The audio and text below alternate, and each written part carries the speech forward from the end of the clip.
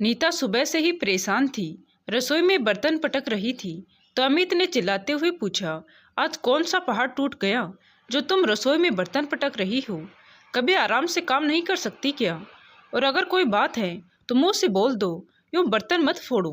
तभी नीता गुस्से में बोली, महीने के खत्म होने में अभी 5 दिन बाकी हैं, फिर भी मकान मालिक पैसे मांगने चला आया। इतने बड़े शहर में 5,000 किराया देना पड़ता है। बच्चों की फीस के रिमाइंडर आने लगे हैं स्कूल से, राशन भी खत्म होने को आया है। तुमसे तो कुछ होता नहीं, सब कुछ घर में रहकर मुझे भुगतना पड़ता है। अमित बोला, तो क्या करूं? अपनी किडनी बेच दूं? कोशिश कर तो रहा हूं और टाइम भी शुरू कर दिया है। आज नहीं तो कल हालात बदल ही जाएंगे, थोड़ा सब्र तो रखो। देखो जी, इतना हाथ पांव मारने पर भी तुम्हें इतने सालों में क्या ही मिला है? 10 साल हो गए दिल्ली में रहते रहते। जितनी आमदनी नहीं है उससे तो दुगना खर्चा होता है। कितनी बार कहा है कि गांव के जमीन मकान बेच दो, जो पैसा आएगा उससे हम अपना काम धंधा शुरू करेंगे, खुद का मकान बनाएंगे और इस रोज रोज की हाय हाय किट किट से मुक्ति पाएंगे। मगर नहीं, तुम्हें तो शर्म आती है अपने पिता से बात करने में। आखिर उनके मरने के बाद भी तो सब कुछ हमारा ही होगा, अपना नहीं तो बच्चों के बारे में क्यों नहीं सोचती? तभी अमित बोला, अब ऐसा तो नहीं कि वो आज ही मर जाएंगे। तुम ये फालतू की बकवास किए जा रही हो मेरे माँ बाप के बारे में। माना तुम सही कहती हो, हमें मदद मांगनी चाहिए, लेकिन मैंने उनसे कितनी बार कहा कि हमारे साथ आकर रहो, अच्छा घर ले लेंगे, कोई छोटा मोटा काम कर लेंगे, लेकिन वे कहते हैं कि गांव की हवा पानी ही उन्हें सुहाती है। गांव छोड़कर यहाँ काल कोठरी जैसे मकान में नहीं रहेंगे। जी आपका दिमाग खराब है, जाकर थोड़ा प्यार से बोलो, इकलौते बेटे के लिए जरूर पिघल जाएंगे। अच्छा, एक काम करो, सर्दियों की छुट्टियां आ रही हैं, हम सब 10 दिन के लिए गांव चलते हैं और मैं माँ से बात करूंगी। हो सकता है उन्हें मेरी बात समझ में आ जाए और हमारे बारे न्यारे हो जाएं। नीता इस तंगी हाली से बहुत परेशान थी।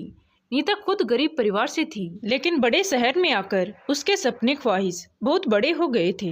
वो कैसे भी अपना खुद का घर खरीद बिजनेस कर अपना रहन सहन सुधारना चाहती थी, ताकि अपनी सहेलियों में अपने दाग जमा सके। उसकी सहेलियां बहुत पैसे वाली थी और उनमें झूठे शान बताकर शामिल होती रहती थी। अभी कुछ दिन पहले ही उनकी सहेली राखी ने उसके घर पर पार्टी करने के लिए कहा, तो उसने जैसे तैसे करके टाल दिया। लेकिन उसकी भी इच्छा होती थी कि अब मेरे घर आए और मेरा रहन सहन देखें और मैं भी सभी के सामने बोल सकूं कि मेरे पास भी सब कुछ है जो तुम लोगों के पास है। आखिर कब तक ऐसे उधारी में सामान खरीद कर शोभा करती रहूं? खैर सभी गांव पहुंचे और अपने पापा के घर पर दस्तक दी। विमला जी ने दरवाजा खोला तो अचानक अपने बेटा बहू को और नाती पोते को आया देख विमला और राम प्रसाद जी बहुत खुश हुए। बहुत अच्छा किया बेटा जो हमसे मिलने चले आए, वरना तुम्हें तो फुर्सत ही नहीं होती कि अपने बूढ़े माँ बाप को भी याद कर लो।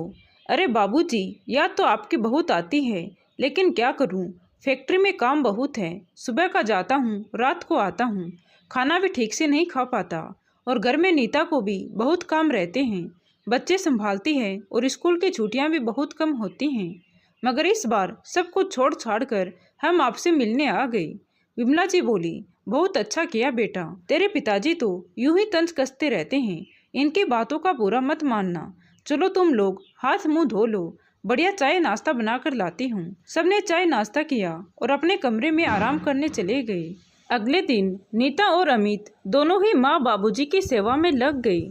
जहाँ अमित अपने पिता के संग खेती बाड़ी का मुआयना करने जाता, मकान की कीमत निकालता था, वहीं नीता घर में अपनी सास के साथ घुल मिलकर उनके गहने रुपया पैसा के बारे में जानकारी लेती।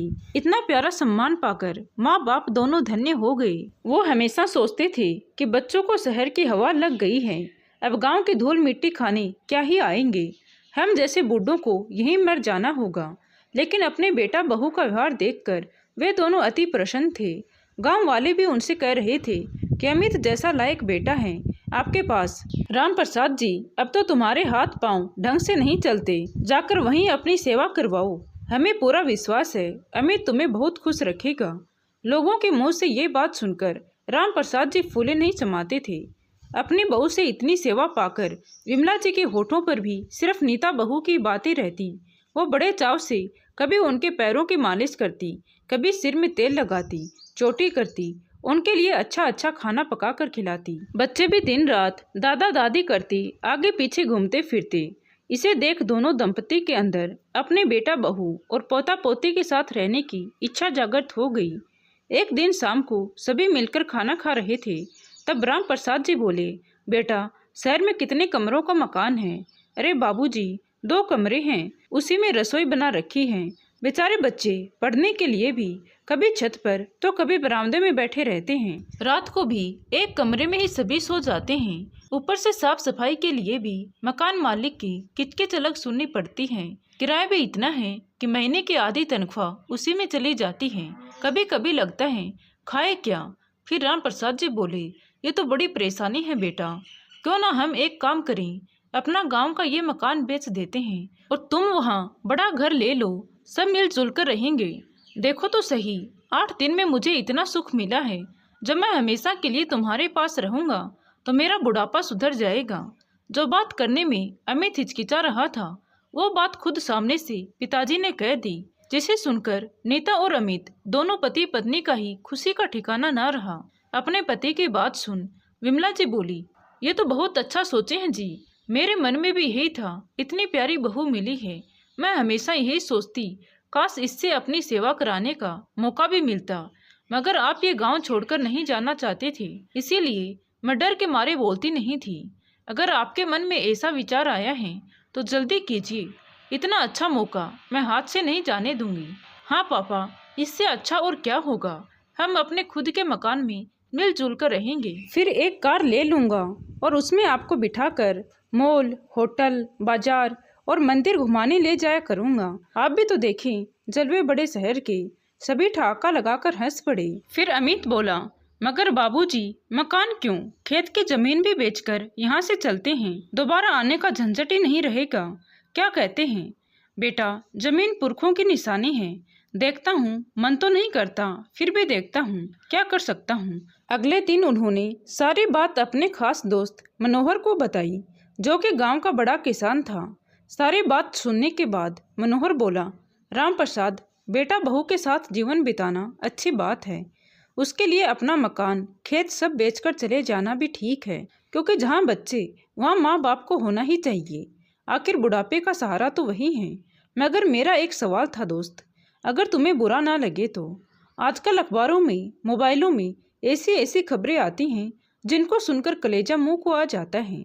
माँ बाप को सड़क किनारे भीख मांगने छोड़ देते हैं, या फिर ट्रेन में बैठाकर भूल जाते हैं, हरिद्वार वृद्ध आश्रम में छोड़ देते हैं। मैं नहीं चाहता ऐसी दुर्घटना तुम्हारे साथ हो, इसीलिए जो भी फैसला लेना सोच समझ कर लेना।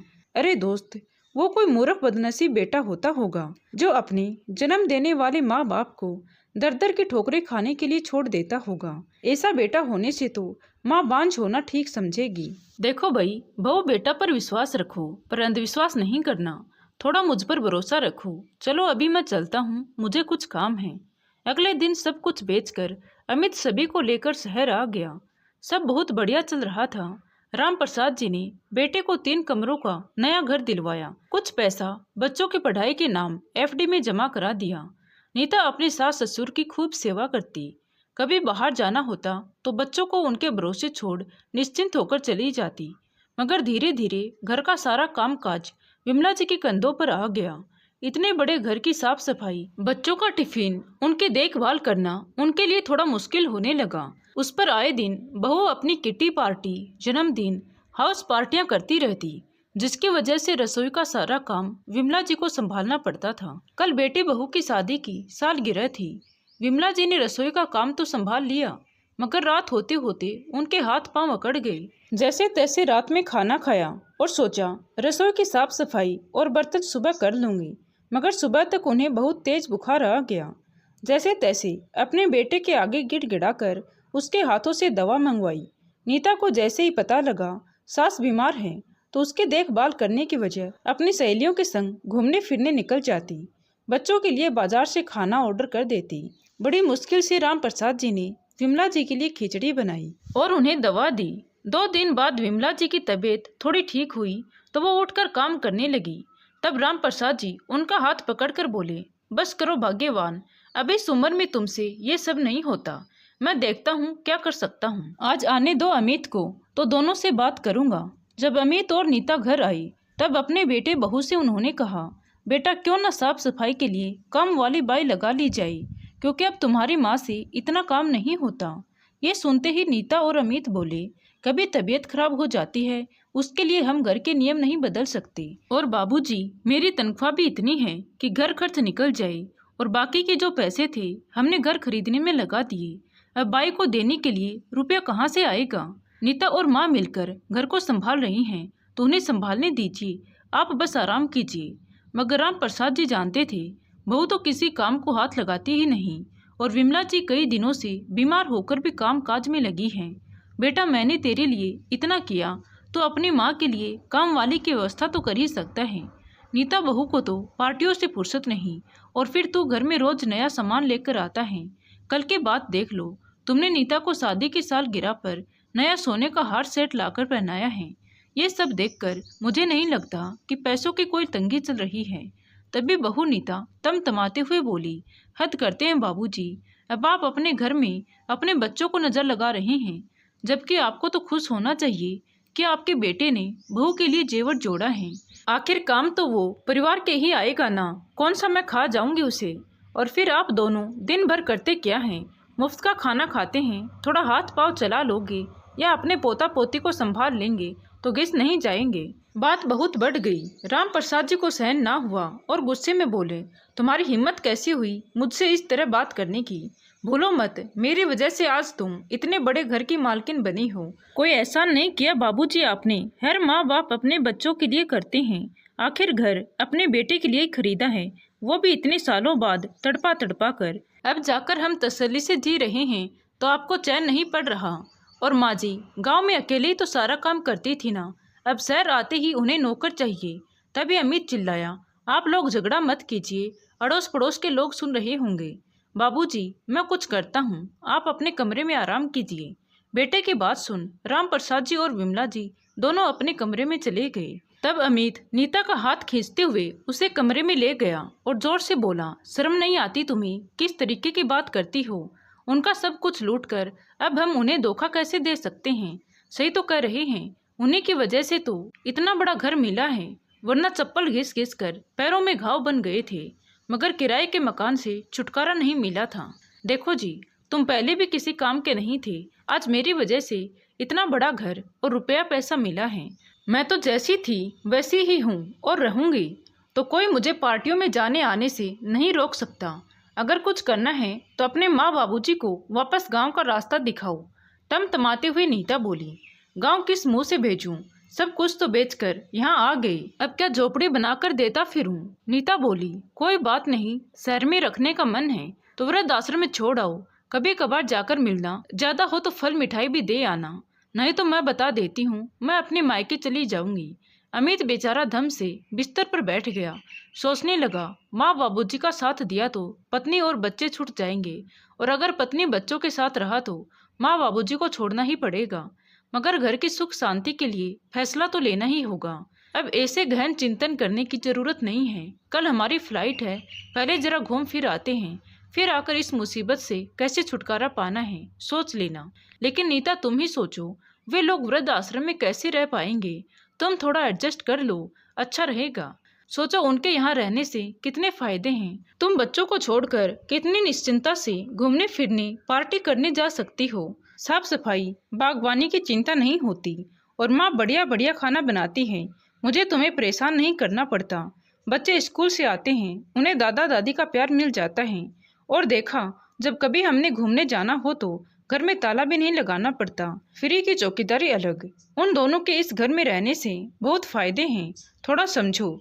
अमित लगभग गिड़गिड़ाए हुए बोला, देखो अमित, बात तो तुम्हारी 100% सही है, लेकिन आज जो उन्होंने क्लेश किया है उसके बाद तो मैं उन्हें 5 मिनट भी बर्दाश्त नहीं करूंगी।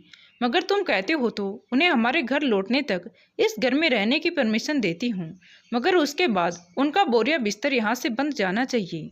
और अगर तुम्हारा दिमाग कभी भी ठिकाने में नहीं आया और माता पिता के चक्कर में मुझे एडजस्ट करने को बोला, तो मुझे 1 मिनट नहीं लगेगी दोनों बच्चों को यहाँ से लेकर जाने में। और दूसरा, मैं तुम तीनों पर मानहानि का केस कर दूंगी, फिर काटते रहना कोर्ट कचहरी के चक्कर। उसके बाद जीत मेरी ही होगी। तब देते रहना भरण पोषण के लिए गुजारा भत्ता और पड़े रहना अपने बूढ़े माँ बाप के साथ। फिर नीता गुस्से में पैर पटककर अपने कमरे से बाहर चली गई। शायद अमित के अंदर अपने माता पिता के लिए दया भाव बाकी थे, इसीलिए वो बार बार नीता को समझाने की कोशिश कर रहा था, मगर कहीं ना कहीं कमजोर पड़ रहा था क्योंकि बात बच्चों की भी थी। क्या किया जाए कुछ समझ नहीं आ रहा था। चलो फिलहाल शिमला मनाली जा रहे हैं, वहीं पर कुछ ठंडे दिमाग से सोच विचार करूंगा। ऐसा सोच अमित ने अपने कपड़े डालने शुरू कर दिए। अगले दिन चारों बैग पैक कर घर से निकलने लगे तो विमला जी बोली, अरे बच्चों, मैंने तुम लोगों के लिए नाश्ता तैयार कर दिया है। अचानक कहाँ जा रहे हो? कुछ अन के अंदेशे से डरकर बोली। माँ जी, जरूरी था ना आपको टोकना। अगर इतना ही प्यार था तो कल इतना चिल्लम चिल्ली करने की क्या जरूरत थी? कल तो बाबूजी को बड़ा कष्ट हो रहा था आपके काम करने से, और आज आप हमारे लिए नाश्ता तैयार कर रही हैं। इतना एहसान मत कीजिए हम पर। और वैसे भी आपके हाथ से बने खाना खाने के लिए भूखे नहीं बैठे रहेंगे हम जिंदगी भर। गुस्से से तमतमाते हुए नीता बोली। नीता, थोड़ा चुप हो जाओ। माँ, वो हम शिमला जा रहे हैं, बच्चों की छुट्टियाँ भी थी तो सोचा थोड़ा घूम आते हैं। आप लोग अपना ध्यान रखिएगा, हम चलते हैं, अमित ने कहा। अमित सबको लेकर बाहर गाड़ी के पास चला जाता है, मगर तभी विमला जी ने देखा कि अमित किसी काम से अपने कमरे में वापस आया है। तो विमला जी दौड़कर रसोई में गई, बड़ा सा खाने का डिब्बा पैक कर राम प्रसाद जी से बोली, सुनिए जी, अभी वे लोग निकले नहीं हैं, एक काम कीजिए, ये डब्बा उन लोगों को बाहर पहुंचा दीजिए। मेरे पाँव में दर्द है, वरना मैं ही चली जाती। राम प्रसाद जी गुस्से में बोले, तेवर देखे तुमने अपनी बहू के, किस तरह अपने बाप समान ससुर से जवान लड़ा रही थी, और अब तुम चाहती हो कि मैं नौकरों की तरह उसे खाना देने जाऊं। आप भी ना यही सब बाप के बेटे ने किया होता तो थोड़ा भी नहीं सोचते। वो बेचारी एडजस्ट कर रही है, पहले अकेली रहती थी और ऊपर से तुम्हारे नाटक भी तो कम नहीं हैं। देखो जी, सब कुछ एक तरफ, मैं मेरे पोता पोती को और भूखा नहीं देख सकती। गुस्से में उसने सुबह बच्चों को दूध भी नहीं पीने दिया। बेचारे हम बड़ों की सजा छोटे नन्हे मुन्ने मेरे बच्चे भुगत रहे हैं। ये भूखे रहे मैं सहन नहीं कर पाऊंगी। चलिए जाइए, खाने का डिब्बा देकर आइए। राम प्रसाद जी गुस्से में बोले, तुम जैसी जिद्दी औरत के कारण ही मेरा जीवन खराब हो गया। तुम ही जिद करती थी, शहर चलो शहर चलो, बहू बेटा के पास रहेंगे। देख लिया परिणाम, कैसी बहू है और कैसा बेटा है। बहू के आगे क्यों नहीं बोलता तुम्हारा जोरों का गुलाम। जी, आप अपनी रामायण थोड़ी देर के लिए बंद कर दीजिए। अच्छा ठीक है, बहू के पास नहीं जाना तो बेटा कमरे में है, दे आइए। लगता है पैसे भूल गया है, बहुत जल्दी में था। जाइए कमरे में ही टिफिन थमा दीजिए। कहना माँ ने दिया है, रख लेगा, उसे भी पता है बच्चे भूखे हैं। जाओ अब, देर मत करो। खड़े खड़े मेरा मुंह क्या देख रहे हो? धक्का देते हुए राम प्रसाद जी को अमित के कमरे में भेज देती है। ना चाहते हुए भी वे बेटे के कमरे की तरफ पहुंचे। तभी उन्हें अमित की आवाज़ आई, यार तुम मेरी समस्या समझ, मामला बहुत गंभीर है। पत्नी मेरे माता पिता के साथ रहना नहीं चाहती, घर में क्लेश होते रहते हैं, समझ नहीं आता क्या करूं। कल तो उसने ये तक कह दिया कि अगर शिमला से आने के बाद उन्हें यहाँ देखा तो घर छोड़कर चली जाएगी। अब तू ही बता मैं क्या करूं। तभी उसका दोस्त बोला, अरे यार, ये तो आजकल के आए दिन के नाटक हैं। जवान लोग बूढ़े लोगों के साथ रहना नहीं चाहते। इतनी गंभीर समस्या भी नहीं जितनी तूने बना रखी है। उन लोगों ने अपनी जिंदगी जी ली है, अब तुम लोगों को जीनी है। कब तक घर में लड़ाई झगड़ा करते रहोगे? बच्चों पर क्या असर पड़ेगा? मेरी मान तो ये बहुत ही अच्छा सुझाव है, अमित ने कहा। सच में यार, ऐसा हो सकता है? किसी को कुछ बुरा तो नहीं लगेगा? वहाँ इतनी सुविधा मिलेगी। फिर दोस्त अविनाश बोला, क्यों लगेगा, बल्कि वो लोग तो बहुत सुखी से रहेंगे। अब तू जा, छुट्टियां मना, इतनी चिंता मत कर, मैं हूं ना, सब देख लूंगा।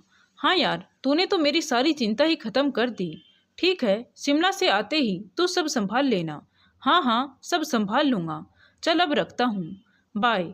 उसने फोन रख दिया। इधर तसल्ली करता हुआ अमित जैसे ही कमरे से बाहर निकला, अरे बाबूजी, आप यहाँ क्या कर रहे हैं? अमित ने पूछा। वही तो समझ में नहीं आ रहा बेटा कि मैं यहाँ क्या कर रहा हूँ। मतलब मैं कुछ समझा नहीं पापा। बेटा, अगर तुम समझते तो आज घर के हालात कुछ और होते, मगर ये तुम्हारी माँ है ना, महामूर्ख औरत है, बेटे के मुंह में अंधी हो चुकी है। देखो तो बहू ने कितना कुछ कहा, क्या क्या नहीं किया हम लोगों के साथ, फिर भी उसे भूखा नहीं देख सकती। हुई ना बच्चों के मुंह में अंधी। मुस्कुराते हुए टिफिन अमित के हाथों में थमा दिया। खा लेना बेटा, रास्ते में माँ का प्यार है, शायद तुम्हारी भूख मिट जाए। वैसे तो आजकल सब इतने भूखे हो गए हैं कि उन्हें खाना, रुपया, पैसा, मकान, जमीन जायदाद, खेत खलिहान सब कुछ मिल जाए, फिर भी उनकी भूख खत्म नहीं होती। बाबूजी, ये क्या पहेलियां बुझा रहे हैं? मुझे देर हो रही है, मैं निकलता हूँ, बोलकर अमित वहाँ से चला गया। उसे जाता हुआ देख राम प्रसाद जी की आंखों में आंसू आ गए और मन में सोचने लगे, क्या इंसान ये दिन देखने के लिए बच्चे पैदा करता है? क्या हुआ जी, बच्चों की याद आ रही है। जब से वो गए हैं मेरा भी मन बड़ा बेचैन है। अच्छे से लाड प्यार भी नहीं कर पाई, पता नहीं खाना खाया होगा या नहीं। हमें उन्हें कम से कम खुशी खुशी विदा तो करना चाहिए था। यूँ लड़ झगड़ कर जाना कोई अच्छी बात नहीं है। इतनी दूर जा रहे हैं, उनके साथ अपना आशीर्वाद भी भेजना चाहिए था।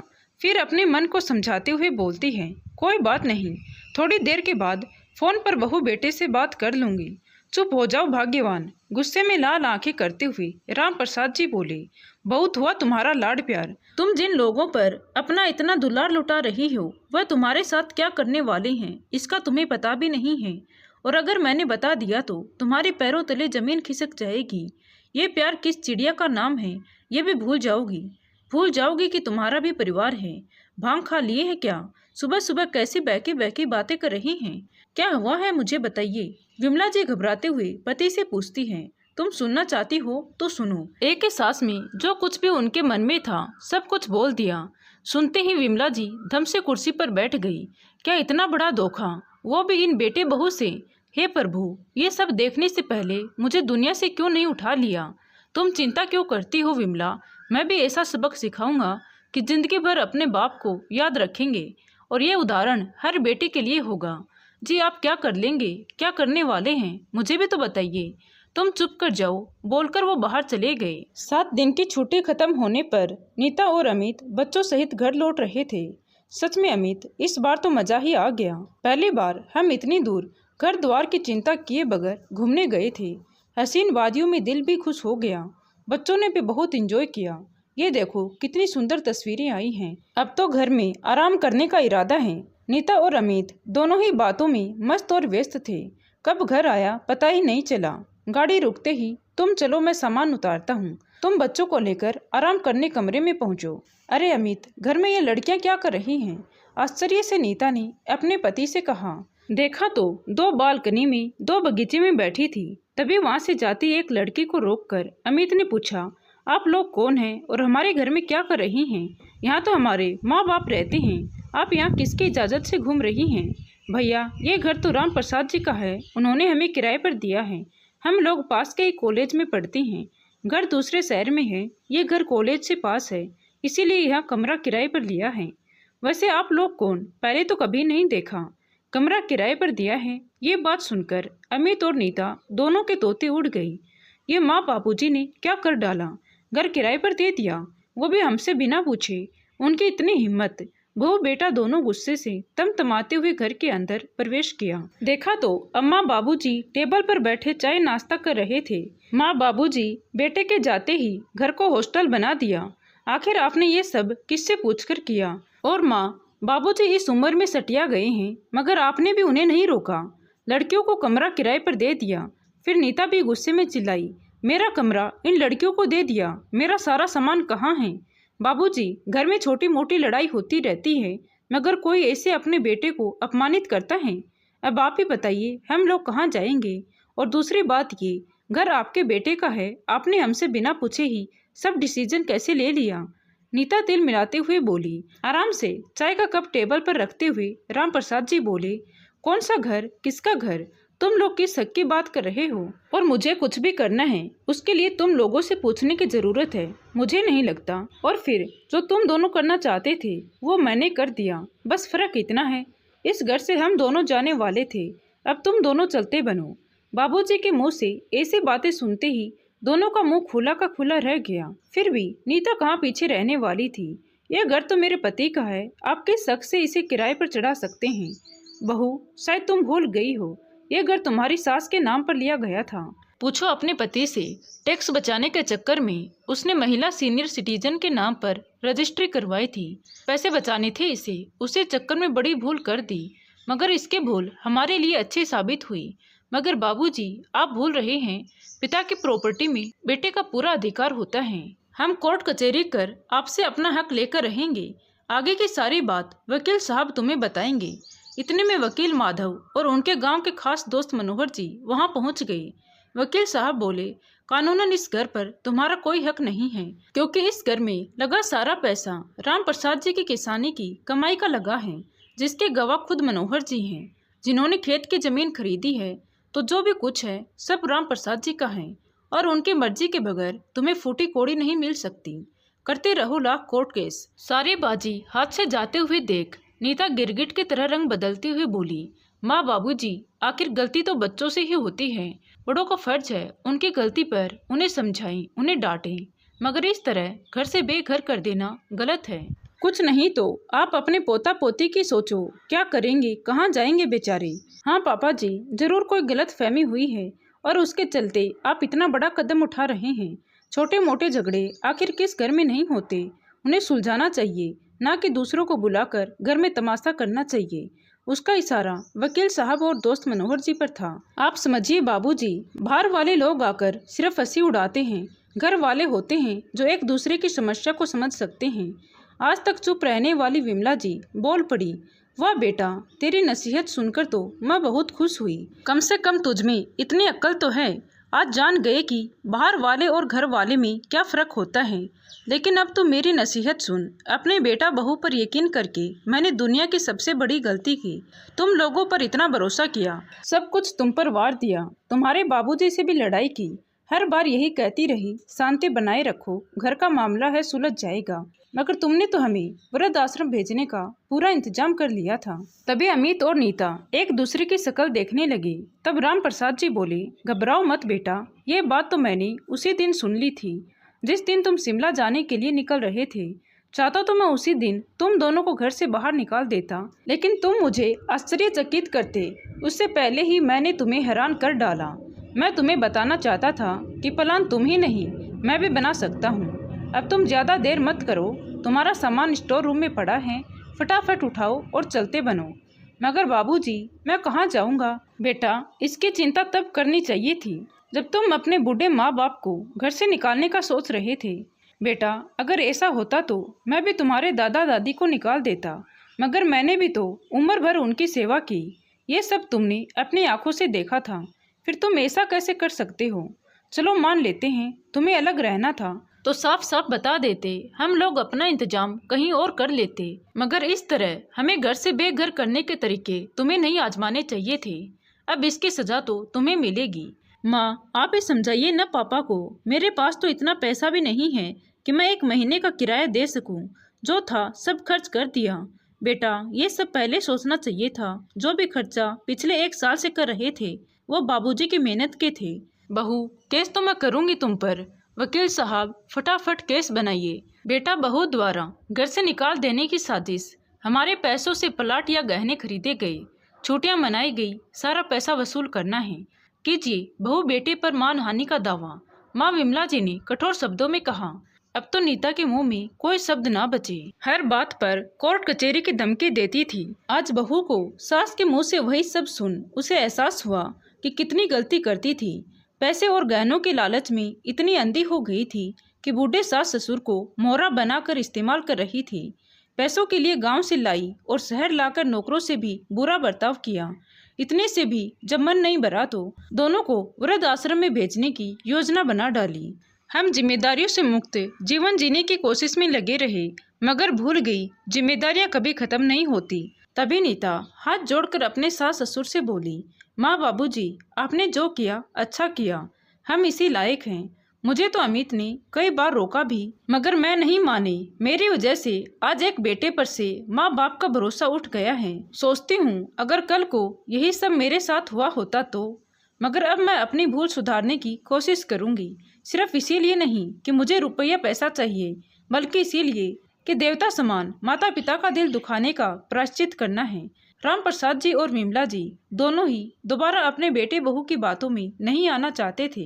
जब एक बार भरोसा उठ जाए तो दोबारा करने में बहुत मुश्किल होती है। फिर भी अंदर से मन पिघल रहा था, मगर बाहर से सख्त बन रहे थे। क्योंकि अब उनमें धोखा सहने की हिम्मत और ताकत दोनों ही नहीं थी। दोनों चुपचाप घर से चले गए। घर के पास ही मकान किराए पर लिया ताकि माँ बाबूजी का ख्याल रख सकें। कभी सामान लेने के बहाने तो कभी माँ बाबूजी को देखने के बहाने दोनों घर के चक्कर काटा करते थे। नीता पहले जैसी नहीं रही। वो अपनी सास के लिए अपनी पसंद की सब्जियां बनाकर लाती तो कभी बाबूजी के लिए मिठाई लेकर आती थी। अमित भी इसी बहाने से बात करने की कोशिश करता, मगर अब वे सिर्फ हाँ या ना में ही जवाब देते। हाँ, बच्चों के साथ खूब हंसते बोलते। घर में कमाई का जरिया अमित की ही तनख्वाह थी। खर्चे बढ़ रहे थे, इसीलिए नीता ने अपने फिजूल खर्ची बंद कर दी और एक टिफिन सेंटर शुरू कर दिया, जिसके दो मकसद थे। पहला तो कमाई और दूसरा माँ बाबूजी के घर पर निगरानी। उसे अच्छे से पता था कि वे लोग कभी आगे से बुलाएंगे नहीं, मगर नीता और अमित जानते थे अब बाबूजी की तबीयत थोड़ी खराब रहती है। उन्हें अस्थमा था और अब फेफड़े भी साथ नहीं देते थे। उनका ध्यान रखना जरूरी हो गया था, मगर अब वे बेटा बहू पर विश्वास नहीं करते थे। लेकिन अब बेटा बहू ने भी विश्वास जीतने की ठान ली थी।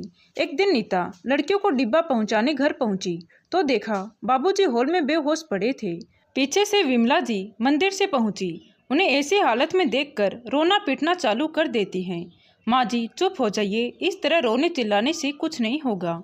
चलिए बाबूजी को उठाकर पलंग पर लिटा देते हैं। खबरदार जो इन्हें हाथ भी लगाया तो। विमला जी तमा गई। दूर हो जा मेरी नज़रों से। आज तुम्हारी वजह से ही तुम्हारे ससुर की ये हालत है। ना तुम हमको ऐसे धोखा देती और ना हम ऐसे घुट घुट के जी रहे होते। अच्छे भले गांव में सादा जीवन जी रहे थे। न जाने क्या सूझी जो तुम लोगों के छल कपट में फंस गए और अपना सब कुछ बेचकर यहाँ शहर आ गए। उसके बाद क्या कुछ नहीं हुआ हमारे साथ? तुमको क्या लगता है ये सब जो हुआ उससे हमें कुछ सुख मिला है? पहले जो विमला जी अपनी बहू पर जान छिड़कती थी, आज वही उसे कोसे जा रही थी, जिसे नीता को बहुत आत्मग्लानि हो रही थी। कहीं ना कहीं वो ही इन सब घटनाओं का मुख्य कारण थी। माँ जी, मैं आपकी हर एक बात मानूंगी। आप कहेंगी तो कभी मैं आपको अपनी शक्ल नहीं दिखाऊंगी, मगर अभी बाबूजी को डॉक्टर की जांच की बहुत ज़रूरत है। शायद इन्हें दिल का दौरा पड़ा है, इसीलिए पहले हम उन्हें हॉस्पिटल लेकर चलते हैं। मगर विमला जी तो जैसे पति की हालत देख पगला गई थी। उन पर नीता की किसी बात का असर नहीं हो रहा था। नीता ने तुरंत एम्बुलेंस और अमित को फ़ोन किया। अमित को आने में देर लग गई, मगर तब तक एम्बुलेंस आई। उसने फटाफट बाबूजी को हॉस्पिटल पहुंचाया। डॉक्टर से बात करना, इलाज, दवा के लिए अस्पताल भागा दौड़ी, सब कुछ करती रही। तभी अमित दूर से लौटकर आया। ये सब क्या हो गया? नीता कुछ बोलती उससे पहले विमला जी ने चिल्लाना शुरू कर दिया। ये सब तेरी और तेरी बीबी की वजह से हुआ है। हमारा सब कुछ तो लूट लिया तुम लोगों ने, अब हमारी जान भी लोगे। छोड़ क्यों नहीं देते हो हमारा पीछा? क्यों घर में बार बार आते हो, अपनी शक्ल दिखाते हो जो तुम्हारा धोखा और फ्रेब याद दिलाती है? कहीं अभी भी तुम लोगों की कोई गंदी चाल तो नहीं? नीता बहू, कहीं तुमने ही तो कुछ नहीं किया? क्योंकि उस वक्त घर में तुम अकेली थी। बताओ, बाबूजी से कुछ कहा तो नहीं तुमने, जिसके कारण उन्हें दिल का दौरा पड़ गया? जरूर रुपया पैसा मांगा होगा और उन्होंने इनकार कर दिया होगा। बोलो, यही हुआ है ना? विमला जी बावरी से अपनी बहू पर इल्जाम लगा रही थी। तभी डॉक्टर आए और बोले, अम्मा जी, ये अस्पताल है, यहाँ जोर जोर से बातें ना कीजिए। अगर आपको लड़ाई झगड़ा करना ही है तो बाहर चले जाइए। तब विमला जी बोली, नहीं नहीं, मैं कहीं नहीं जाऊंगी। अगर निकालना है तो इन दोनों को निकालो। चलो यहाँ से निकल जाओ, मैं इनकी शक्ल नहीं देखना चाहती। माँ जी, आप क्या कर रही हैं? अगर आपकी बहू ने सही समय पर अपने ससुर को अस्पताल में नहीं पहुँचाया होता तो राम प्रसाद जी को बचाना मुश्किल था। घर में जो भी विवाद हो, कम से कम अभी तो शांति बनाए रखो। गुस्से में डॉक्टर बोलकर चला गया। उसके बात मानकर विमला जी थोड़ा शांत हो गई, मगर उनके दिल और दिमाग में उठते सवाल ज्वालामुखी की तरफ फूट रहे थे। उनकी शक की सुई नीता पर ही अटकी हुई थी। हो ना हो, बहू ने ही कुछ किया है। विमला जी की बात सुन नीता बहुत आहत हुई। अमित का हाथ पकड़कर बोली, सुनिए जी, मैंने कुछ गलत नहीं किया। मैं तो वहाँ सिर्फ टिफिन देने गई थी, साथ में माँ बाबूजी की सेहत का हाल चाल लेने गई थी। जब मैं वहाँ पहुँची तो बाबूजी तड़प रहे थे। मैं रसोई में पानी लेने गई, तब तक पापा जी बेहोश हो गए। मैंने उन्हें उठाने की बहुत कोशिश की, इतने में माँ जी आ गई और जोर जोर से चिल्ला चिल्ला कर न जाने कैसे कैसे इल्जाम लगाने लगी। देखिए जी, पहले जो हमसे गलतियां हो गई हम सुधारने की पूरी कोशिश कर रहे हैं। मान भी लिया, कोई इतनी जल्दी माफी नहीं करेगा क्योंकि हमने काम ही ऐसा किया था। लालच में अंधे होकर अपने माँ बाबूजी को वृद्ध आश्रम में छोड़ने का सोचा था, मगर मेरी सोच इतनी भी गिरी हुई नहीं है कि मैं उन्हें मारने की सोचूंगी। छी छी, ऐसा मैं सपने में भी नहीं सोच सकती। आप माँ को समझाइए ना। तभी लंबी सांस लेकर अमित बोला, नहीं नीता, अब मैं क्या बोल सकता हूँ। तुमने जो कुछ भी किया माँ उसे माफ नहीं कर पा रही है, और अगर बाबूजी को कुछ हो गया तो मुझे लगता है वह तुम्हारी शक्ल भी नहीं देखना चाहेगी। तो जो कुछ भी हुआ वो अकेले मेरे लालच में थोड़ी हुआ, आप भी सब कुछ चाहते थे। उन्होंने पैसा भी अपने बेटे और बेटे के बच्चों की खुशी के लिए दिया था, मगर आज सारा इल्जाम एक बहू पर लगा दिया गया है। माना मैंने अपने ऐशो आराम के लिए उन लोगों का उपयोग किया, लेकिन उस गलती का प्रायश्चित पिछले 2 साल से कर रही हूँ। माफ ना करें ना सही, कम से कम मरने मारने का इल्जाम तो ना लगाएं। अमित चुप हो गया क्योंकि गलत कौन है इसका फैसला करने वाले हम कौन होते हैं। वक्त के आगे सब हार चुके थे। बाबूजी से न जाने कितनी बार अमित व्यापार के लिए पैसे मांग चुका था, मगर वो कभी देने को राजी नहीं होते थे। इसीलिए उसे छोटी नौकरी पर गुजारा करना पड़ा और बच्चों का पालन पोषण करना भारी हो रहा था। धीरे धीरे सब ख्वाहिशें बढ़ती गई तो अमित पूरा नहीं कर पा रहा था। कहीं ना कहीं मलाल तो उसे भी था, शहर की जिंदगी जीने का। पैसा ही सब कुछ होता है। अगर आपके पास पैसा नहीं हो तो कोई आपको पूछता नहीं। सोसाइटी में अपना दबदबा बनाने के लिए ज़्यादा नहीं तो दिखावे के लायक पैसा तो होना जरूरी है। नीता ही क्यों, उसके भी तो शौक थे। अच्छा खाना पीना, अच्छे कपड़े लेना उसका मन भी करता था, मगर नौकरी से ये सब करना मुमकिन नहीं था। जब भी बाबूजी पैसा देने के लिए मना करते थे अमित मन महसूस कर रह जाता था। कहीं ना कहीं बाबूजी भी तो बेटे के गुनहगार हैं। सही समय पर बेटे की मदद कर देते तो आज इस स्थिति में ना होते। बाबूजी के आज हाथ पांव चलना बंद हो गए। तब उन्होंने फैसला किया कि हम सब कुछ बेचकर बेटे के साथ शहर में रहेंगे। आखिर आराम तो वो भी चाहते थे। जब उनकी मर्जी थी तब उन्होंने पैसा दिया। अब जब इतने सालों बाद खुद का घर, ख्वाहिश पूरी करने लायक पैसा मिला तो एंजॉय करने लगे। माता पिता को टोका टोकी बुरी लगने लगी। दिन रात एक ही ताना देते, हमारा पैसा उड़ा दिया, और इसी उलझन के चलते दूसरों की सलाह लेने लगे। तब लगा माँ बाबूजी को वृद्ध आश्रम भेज देते हैं। गलत था, मगर कोई चारा भी नहीं था। माँ बाप ने भी ठीक किया, बहू बेटों को सबक सिखाया, मगर अब कब तक एक ही बात का इल्जाम ढोना पड़ेगा ये भी समझ नहीं आ रहा था। गलती अकेली नीता की नहीं, अमित की भी थी, कह सकते हैं बाबूजी की भी थी, लेकिन इन सबको मानेगा कौन? क्या स्वार्थी सिर्फ बहू बेटा थे, बाबूजी नहीं? तभी नर्स अमित के हाथ में एक फॉर्म पकड़ा कर चली गई। बोली, इसे भरकर दीजिए, राम प्रसाद जी के दिल का ऑपरेशन होना है। 2 लाख अभी जमा कराना होगा, बाकी बचा पैसा ऑपरेशन के बाद दे दीजिएगा। पैसों के बारे में सुनते ही विमला जी कब कपाने लगी। मुझे तो कुछ पता नहीं है पैसा कहाँ और किधर है। अब इतना सारा पैसा कहाँ से लाऊंगी, बोलकर रोना शुरू कर देती हैं। तब नीता बोली, माँ जी शांत हो जाइए, मैं देखती हूँ क्या कर सकती हूँ। तो चुप कर, सब तेरी वजह से हुआ है। तो अभी भी अस्पताल में क्या कर रही है? चल निकल यहाँ से, तेरी ज़रूरत नहीं है हमें, बोलकर जोर जोर से रोने लगी। अमित और नीता समय की नजाकत को समझ पैसों की व्यवस्था करने निकल पड़े। थोड़ी देर बाद दोनों ने हॉस्पिटल में पैसा जमा करवा दिए। राम प्रसाद जी का ऑपरेशन अच्छे से हो गया। 2 दिन बाद जब उन्हें होश आया तो देखा उनके पास विमला जी बैठी हुई थी। राम प्रसाद जी को जगा हुआ देख पहले तो वह बहुत प्रसन्न हुई और फिर बोली, आप ठीक हैं? डॉक्टर साहब यही हैं, कुछ चाहिए हो तो बताइएगा। बहू नीता को बुलाओ, खड़ी आवाज में राम प्रसाद जी बोले। क्यों उस मनुष्य का नाम ले रहे हैं जी?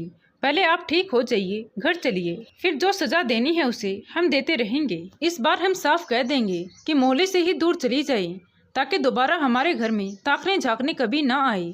गुस्से में तमतमाते हुए विमला जी ने पिछली सारी बातें बोल दी।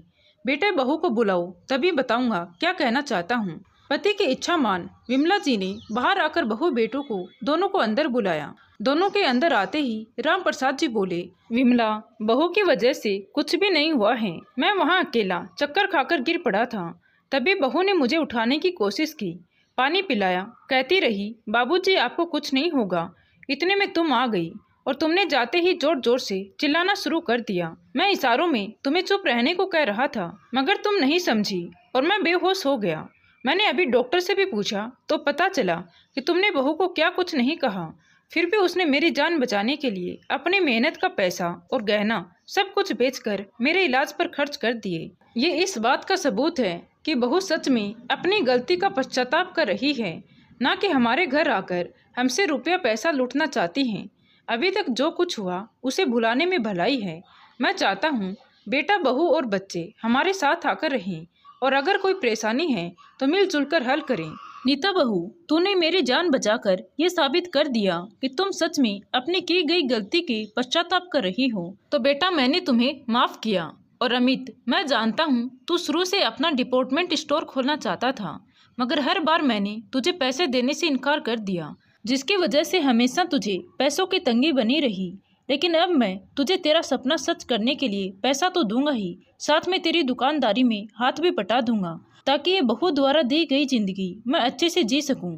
राम प्रसाद जी की बात सुन विमला जी बोली, नीता बहू, मुझे माफ कर दे। मैं भी न जाने क्या क्या इल्जाम तुझ पर लगाती रही, मगर तू चुपचाप सब सह गई, क्यों कुछ नहीं बोला। सच में बहू, मैं अपने किए हुए पर बहुत शर्मिंदा हूँ।